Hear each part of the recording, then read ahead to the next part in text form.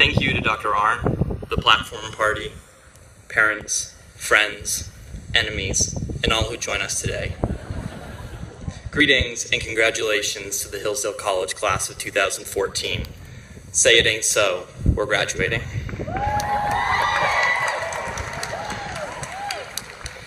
In preparation for this, I Googled giving graduation speeches for dummies.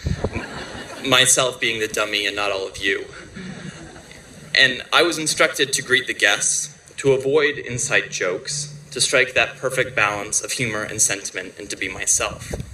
But the instruction to which I returned over and over again with all of these searches was this: to avoid drunkenness both before and during the talk. Truly, I can't promise to meet any of these requirements, except that I am at least sober, and will struggle to remain so throughout the remainder of this brief speech. If there's one thing I've learned in my time at Hillsdale, it's that I have not graduated yet, and in the words of our president, son, there's a lot of people with a lot of power who can keep it that way.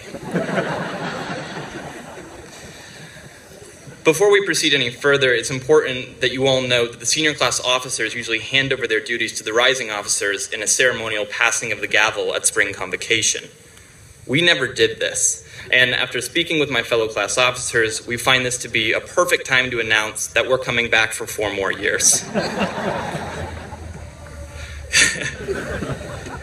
Thank you. I've thought much over the past few months about what I ought to say on an occasion like this, and I'm still not entirely sure. It's strange, but I find that the people that I love most in this world are the most difficult to commemorate. It's as though there exists a love that is quiet and sure and almost resists explanation.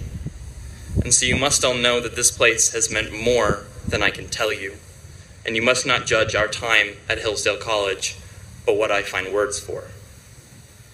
I have often reflected on our first parents' weekend together in the fall of our freshman year. That time when my parents learned that I hadn't been doing my Spanish homework, and I began to wish that Hillsdale took governmental funds so that I could exercise some bizarre privacy clause and withhold this information. I recall watching, though, how differently we all interacted with our parents compared to each other. There was an easy joy and grace and laughter that we had not yet learned to offer to our peers as we remained conscious of things like SAT scores and AP tests, and held on to suspicions that our roommates took such long showers because they wanted us to be late for class, and kept the room so dirty because they were trying to mess with our mental cycles. Meanwhile, the parents who taught us to clean our rooms now sat across the table from those who taught us about eudaimonia, or happiness, that activity of contemplation in accord with virtue. And those who forced us to attend our older siblings' basketball games because in this family we support our siblings, sat across from those who tell us that we are in the business of beholding beauty, of wondering at it, and that this education that we're doing is hard and requires sacrifice. For me, these worlds were distinct, and now they were impinging upon each other. And I can remember thinking that they were not made for one another. What I was doing here seemed wonderfully abstract, and even comfortably so. And besides being a great deal of fun and having direct implications on my professional life, I was unsure of any greater significance. Yet for the sake of this college, my parents had hugged me and said goodbye to the boy that they once taught to ride a bike and throw a baseball and love his sister. And for the sake of this college, my professors welcomed me and shook my hand and advised me of the responsibility that this education would demand. I trusted them. We trusted them, and now we are here, and it is our turn to say goodbye. This whole process strikes me as bizarre, for any sensible, rational creature would resist subjection to this cycle of believing, participating, and departing. So here is something that I think is true, that a few weeks from now we will all return from our first day of work to a place that we do not know and do not yet love. And we will enter a room whose walls are white and barren of posters, and the place will have that smell that says that no one lives here.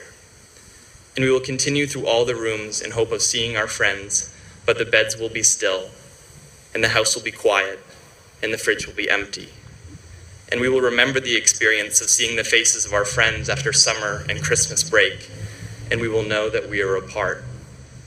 And this brings me to a question, and it is one that is worth asking, even at the risk of sounding overly earnest and dramatic. Was it worth it? For we will find ourselves gone from our home and distant from our family, and feeling the loss of all those cliches that we once said couldn't possibly be true because they are stupid and cheap and reserved for sitcoms and pulp fiction. And though we will know that God is near and that there is such a thing as home, there will be a sense that we are wandering. And we will know why people weep when loved ones leave, because we will weep as loved ones leave. This will happen this afternoon, and I will wonder with you all if it was worth it. And all of this is true because we listened to our professors and watched our parents.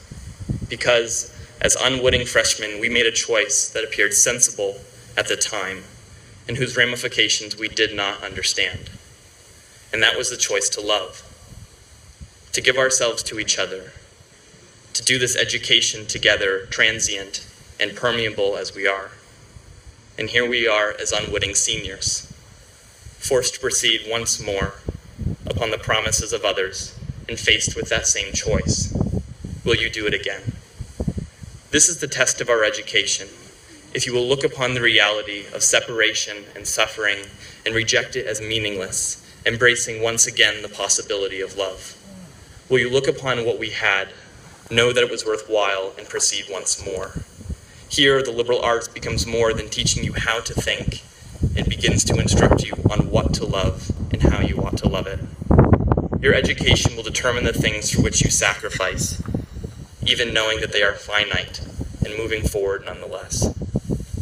As Marilyn Robinson reminds us, there is no justice in love, no proportion in it, and there need not be, because in any specific instance, it is only a glimpse or parable of an embracing, incomprehensible reality. It makes no sense at all, because it is the eternal breaking in on the temporal. So how could it subordinate itself to cause or consequence? So this is the choice that we have, to seek comfort in distance or allow ourselves to be vulnerable, to offer ourselves to be hurt by that for which we care. For though the movement of life demands departure, we may choose to love in the meantime. So think about your family here, your home here, your education here, and ask yourself if it was worth it, because your answer will change your life. The words of Dostoevsky are good here when he says that perhaps in love we are better than we are. I wish you all way more than luck. Thank you.